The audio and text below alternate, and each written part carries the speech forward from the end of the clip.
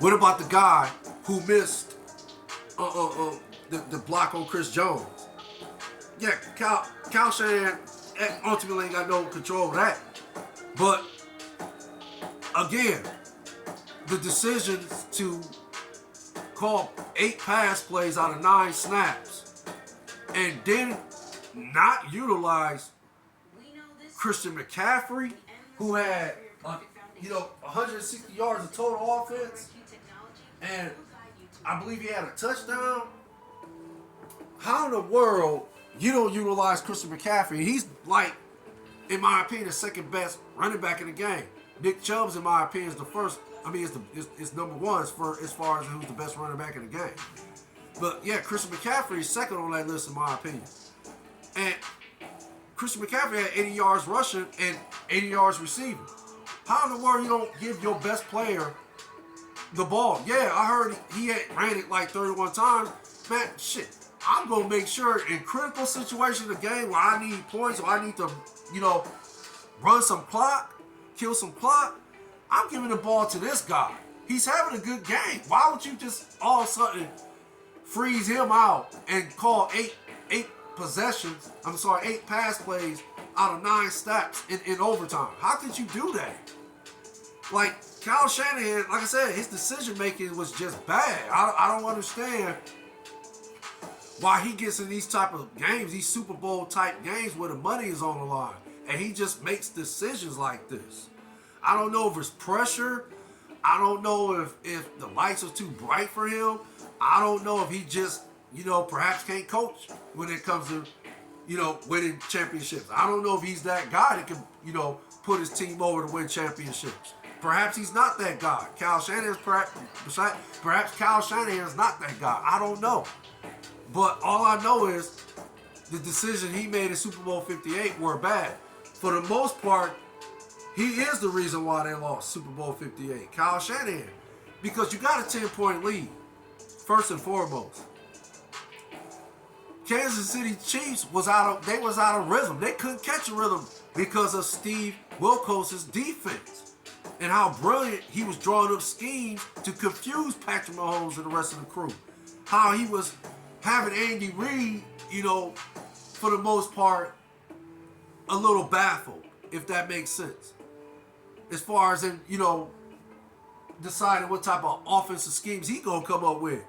Yeah, they got an offensive coordinator, but I like to think Andy Reid got a lot of input on that side of the ball too.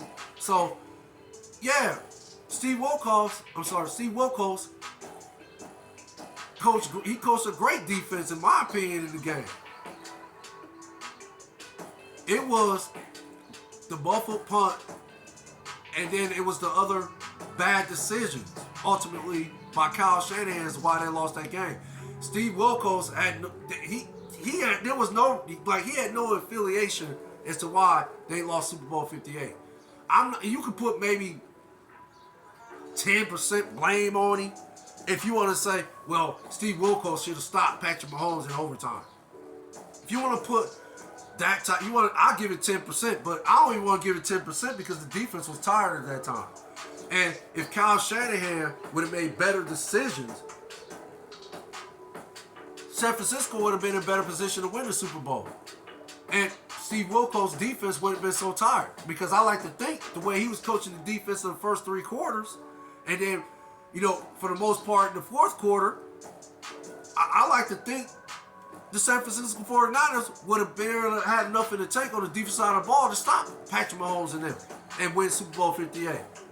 So, to fire Steve Wilkos and make him the scapegoat, actually, it's beyond him being the scapegoat. The way I see it is, it's just trying to justify Kyle Shanahan's brilliance or, trying to justify the fact that it wasn't his fault why they lost the Super Bowl.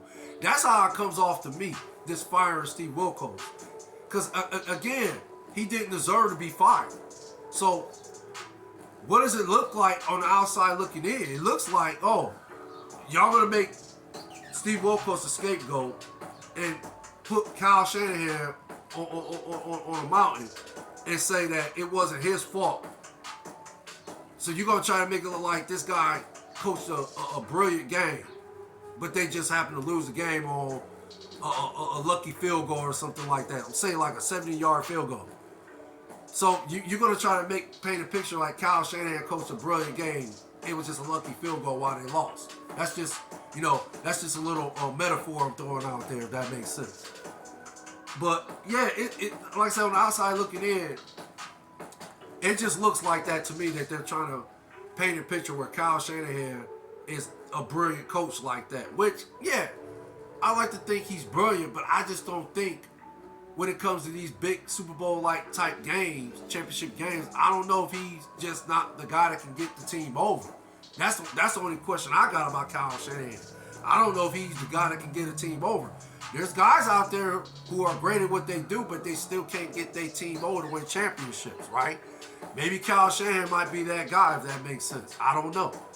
So, to sum it all up, and then one more thing, Kyle Shanahan has not even came out and put it, like most coaches do, most great coaches will say, this is on me.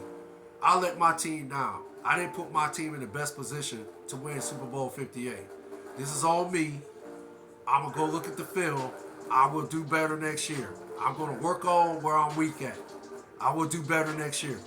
Kyle Shanahan didn't say any of that like most great head coaches would say, when it's clearly obvious why you're the reason why they lost. Instead, he made excuses. He made numerous excuses. And then ultimately, you hear that Steve Wilks was fired yesterday. So, yeah, they just basically made him the scapegoat, in my opinion. Like I said, we'll see what happens going forward. I like to think Steve Wilks is going to get another job. I don't know about head coaching, but I like to think he'll get another defensive coordinator job.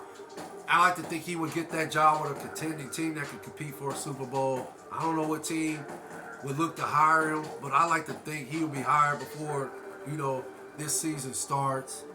But again, the word that comes to mind is unjust regarding Steve Wilks' firing.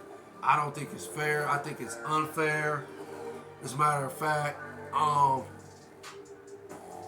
Steve Wilks, I like to think, is going to take the high road and be professional about it, not really speak out on why he feels he shouldn't have been fired. But if I was Steve Wilks, I would try to, do a PR press conference on why I felt I shouldn't have been fired, just to, salvage my reputation, as a defensive coordinator and so forth. That's why I would have did a PR press conference and, had everybody in the media attend it, if that makes sense. But that's all I have to report. Y'all take care. You stay blessed out there. You and your families. Facts for the Ghost, the podcast. Stay safe. The likes I appreciate. The views I appreciate more. The subscriptions I also appreciate. Again, if you like this video, just hit the like and subscribe button. One love, DJ Lottie Dottie. Later.